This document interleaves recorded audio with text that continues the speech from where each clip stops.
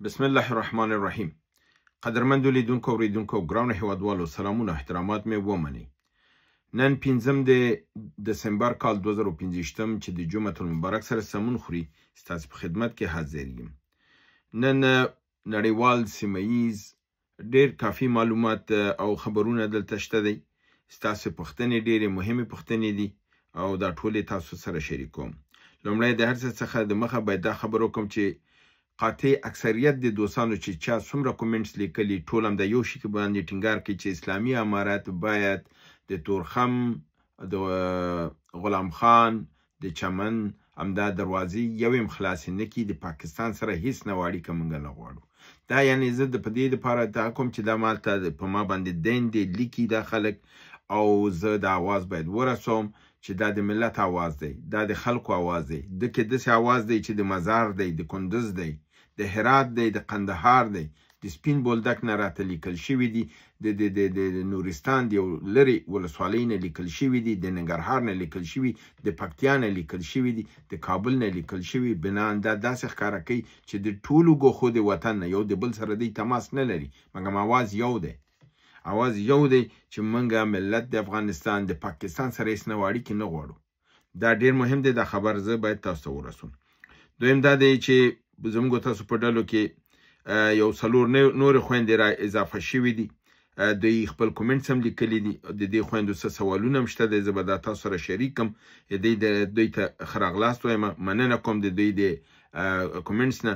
ملکه نیازي رحماني، مهدیه مرادي، شایمه صدیقي، لیلا هاشمیان. دا څلور نوي خویندې دي چې زموږ په دې صف کې را اضافه شوي دي او د خپل نظریات او کومنټس لیکلي دي. همدارنګه تاسو ټولو قدرمندو دوستان نه هیله کوم چې لاړ شئ هلته د خدیجه ثنا کومنټس ولولئ. په پښتو، فارسي او انګلیسي کې دي چې څوک کومه ژبه باندې لوستلی شي ودې لولي. لپاره دی چې کوم موضوعات ما پښتنو ته ځواب ورکړی دی دې خور چې دی په تفصیل سره په ډېر ښه منطقي دلایلو سره او په د توضیحاتو سره هلته لیکل کړي دي. یعنې که زه هغه راواخلم او تاسو ته دا کوم نو یوه برنامه خاصه جوړیږي تېنه. د لپاره چې وخت دغه نشي تاسو کولی شئ لاړ شئ هلته او د ده نه استفاده وکړئ. برنامه هم پرون ورځنۍ ده. د پرون ورځې برنامې لاندې د خدیجه ثنا برنامه ده. نورو خویندو کومنټسونه دا کړي دي چې هغوی خویندو نومونه ما د تېرو څو ورځو تکرار اخیستي دي. د هغوی نه صرف مننه کوم او د نوي خویندو دا دي. راځمه اول به دا موضوعات نړیوال او سیمه‌ییز به راواخلو، پس له هغه نه به بیا پوښتنو ته لاړ شو. په پاکستان په هکله خبر دا دی چې په نن هم په بنو کې، په کرمه کې، په وزیرستان شمالي او جنوبي کې او په بلوچستان کې ډېر درانه بریدونه د پاکستان پر پوځ شوي دي. ښه ځاني تلفات هم ورته اړول شوي دي او د دې کسان هم وژل شوي دي.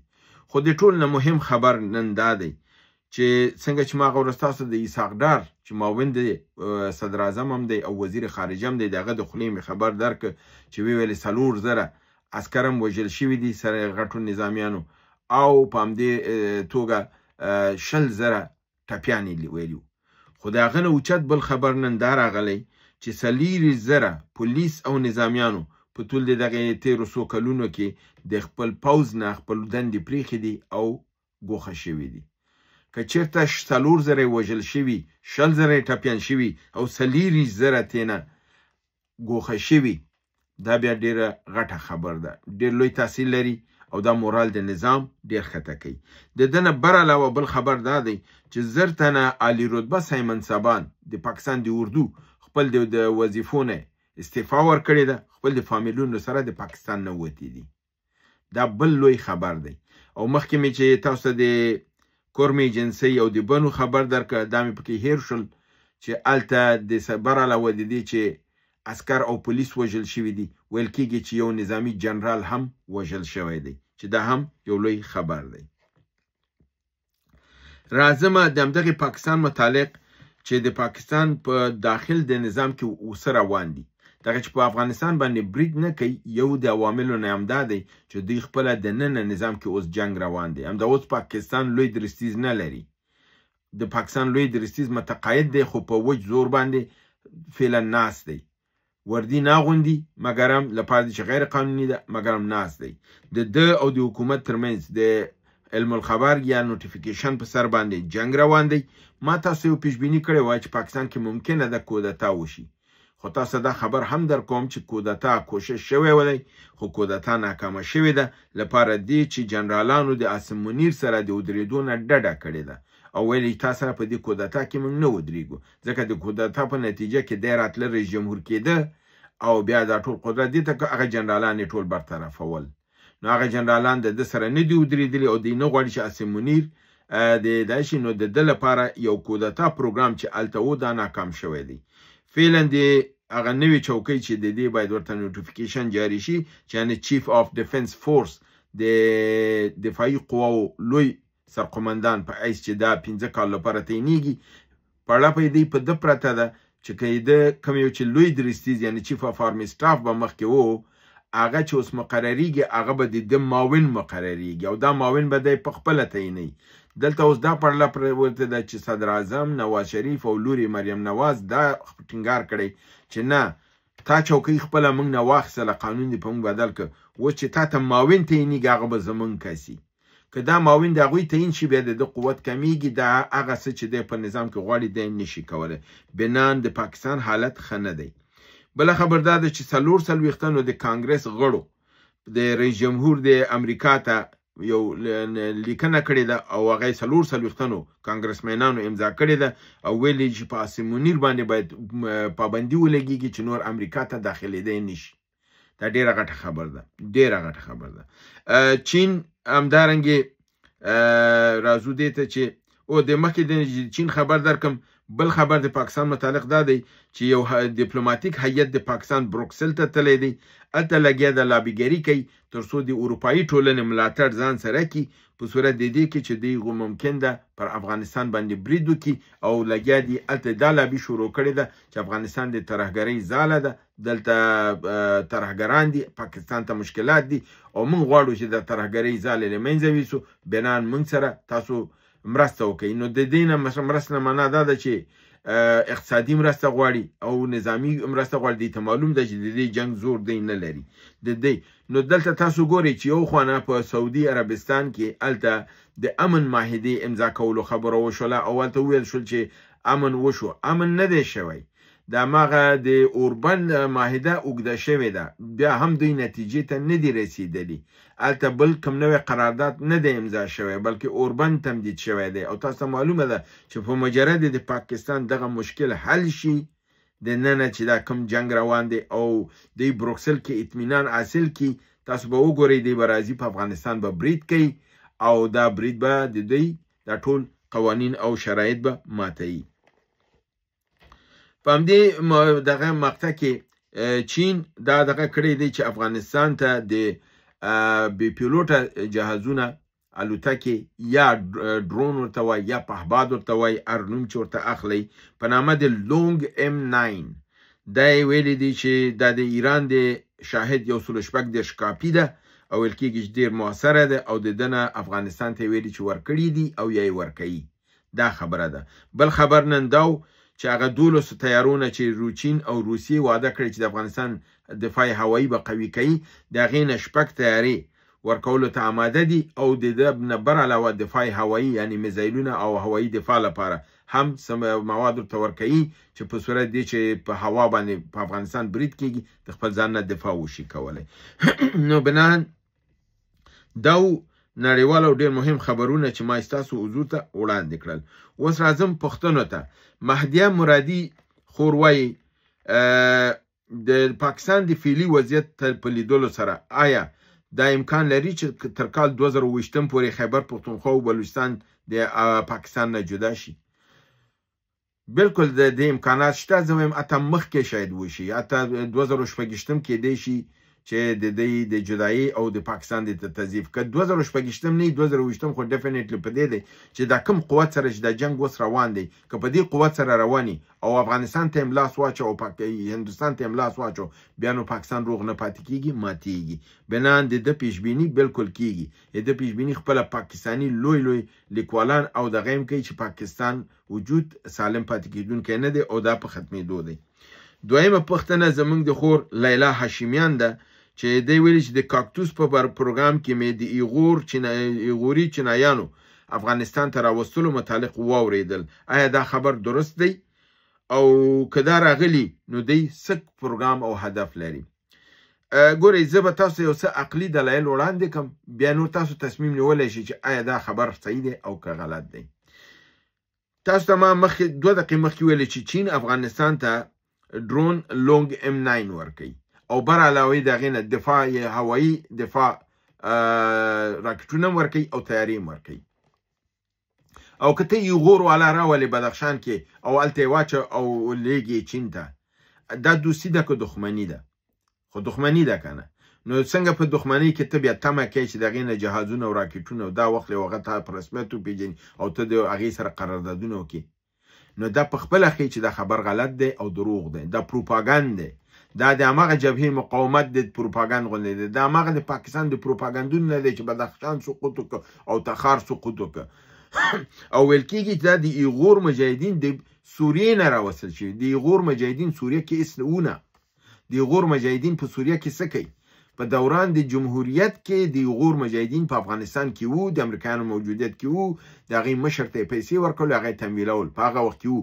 خو اوس فعلا نشته دی ځکه چې افغانستان خپل روابط نه خرابوي او دوی ته اجازه نه ورکوي. بناً زما ځواب دا دی چې دا خبر غلط دی.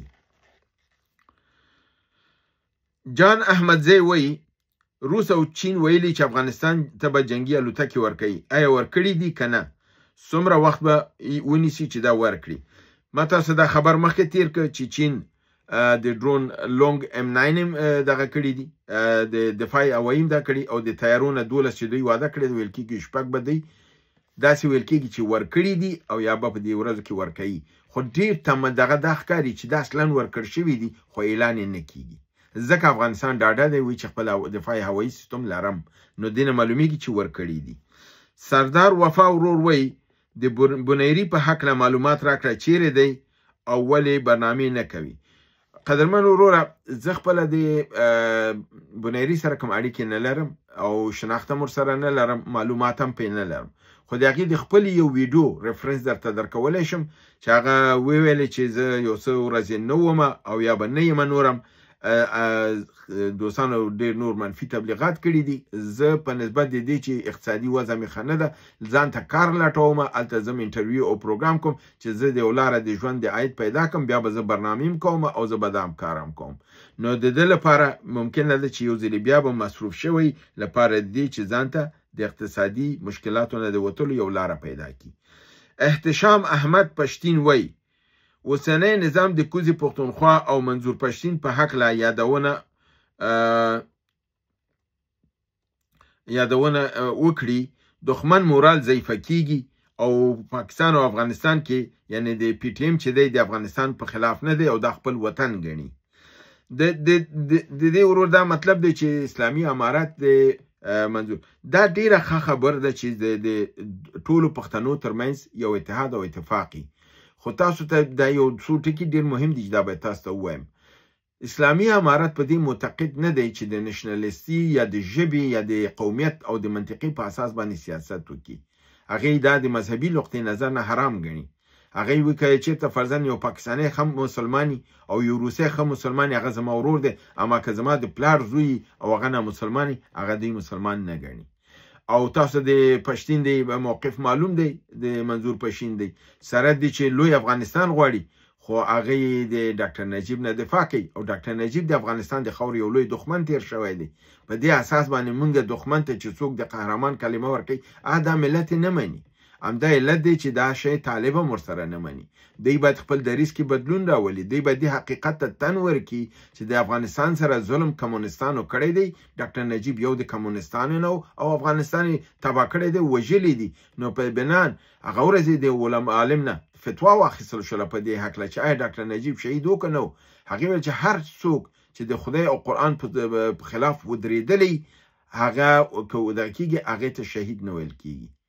ځکه چې بیا ډېر ښه تفسیر کوی، بیا زه به هغه متن راواخلم او تاسو ته به یې ولولم چې هغه د فتوا هغه علماو څه شی ورکړی ده چې ولې دته شهید نه ویل کېږي. نو په دې اساس باندې دلته د دې منځ کې څه مشکلات دي په سیاسي او دریز لحاظ نه، چې بل دا دی چې هغوی په عدم تشدد پالیسي باندې عقیده نه لري طالبان، هغوی په نظامي عمل کرد باندې دغه لري. منظور پښتین دی لاستړلي پنجاب ته ناست دي او وایي چې کار دی وشي، دا نشي کېدلی. نن سبا بې له ټوپکه کار نه کېږي. بنان دلته هم توپیر دی. اسلامي امارت نشي کولی چې منظور پښتین خبره ومني او د هغه پسې لاړ شي، لپاره دی چې هغوی په نظامي مبارزې باندې عقیده لري او دی په عدم تشدد پالیسي باندې مخکې ځي. دا دواړه سره یو ځای کېدلی نشي، مګر من حیث د پښتنو یو بل سره باید ودرېږي، ځکه که د پښتانه خپل منځ کې اختلاف کوي د ده نه دښمن ته ګټه رسېږي، هغوی ګټه اوچتوي. صنعت الله یا صنعت الله داسې یو نوم دی، لیکلی دی چې آیا د متقي خبرې د خپل تاجکستاني همپلوي سره، یعنی سراج الدین وزیر خارجه د تاجکستان سره، د دوو مملکتونو ترمنځ د حالاتو بهترۍ لپاره څومره ده. د باندې ما پرون شپه خبره وکړله، د تاسو باید برنامې منظمې واورئ. ما یې د ځواب ورکړی و چې دا د افغانستان او د سیمې لپاره ډېر بهتر دی، اعتماد زیاتیږي او د هغوی ته دا ښیي چې موږ ستاسو خلاف نه یو، موږ تاسو سره جنګ نه لرو، تاسو سره جنګ زموږ په ګټه نه دی، نو ولې موږ تاسو سره جنګ وکړو؟ نو دا دپاره دی د اطمینان لپاره او د دوو مملکتونو منځ کې د دوستۍ او رفاقت دغه اوچتولو لپاره ډېر ښه مؤثر واقع کیږي. آخري پوښتنه دا ده چې وسیم اکرم تنها وایي چې طالبان ښه دي او که خراب دي، دا مهمه نه ده، خو که چېرته دوی سقوط وکړه افغانستان حالت به د سوریې، سودان او د لبنان نه به بدل نه وسي. بیرته یې ما نه پوښتنه کړې چې تاسو څه فکر کوئ؟ آیا دا نظام به سقوط وکړي؟ زه بالکل د دې ورور سره د وسیم اکرم تنها سره په دې نظر یم چې دغه نظام اوس ښه دی او که بد دی، خو افغانستان پرې راټول دی، یو موټی دی، متحد دی او مرکزي دی. او بل دا دی چې د دښمن مقابل کې چې اوس ولاړ یو باید سره یو اوسو. بنان دې وخت کې د ده سره اختلاف کول د خپل خاورې سره اختلافات کول دي. د ده وخت کې د نظام ملا تړل پکار دي د ټولو مشکلاتو باوجود. مشکل به بیا خدای حل کړي، خو که چېرته دا نظام نه وسي او دا خاوره نه وسي نو ته به څه شی حل کړي. او که فرضاً مشکل وسي او مملکت په آرامۍ ته لاړ، بیا مشکل حلېدی شي. او د سقوط دا خو د ما نظر تاسو واورېدی چې تاسو سره هم نظر یم، ستاسو نظر کاملا دقیق دی. د دې نظام سقوط کېدل افغانستان، سوریه او سودان او لبنان کېږي، او د شمالي تروالي او په غرب کې ناست جنایتکاران هغوی د دې شي پروا نه لري. هغوی د افغانستان د خدای ټوټې ټوټې کړي، خو ماته د $2 راشي، زه د په تور موټر کې وګرځېږم، د 10 د سر مات شي، خو زما د جیب ډکې. دا د هغه خبیثانو دغه غوښتنه ده. ملت دا شی نه غواړي، عام خلک نه غواړي. بنان ستاسو موقف به کاملا دقیق دی.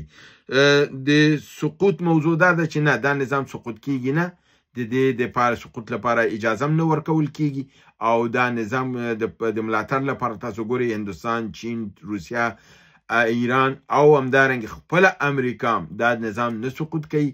که تغییر پکې به راځي، بدلون به پکې راځي، خو نظام نشي راتلی. جبهې مقاومت دا کسان چې په استرالیا او امریکا او کاناډا او اروپا کې ناستي او د لرې نه د انګور خولې خوري او خولې اوبه پرېږدي، دی به په همدغې حالت کې انشاءالله مړه کېږي او دا ارمان به ګور ته وړي او دا ارمان به د دوی نه پوره کېږي. هیله ده چې برنامه وګورئ، خوښ کړئ، دوستانو سره شریکه کړئ. تر بل برنامې چې ستاسو حضور ته حاضرېږم، تاسو په لوی رب العزت سپارم. وما علینا الا البلاغ.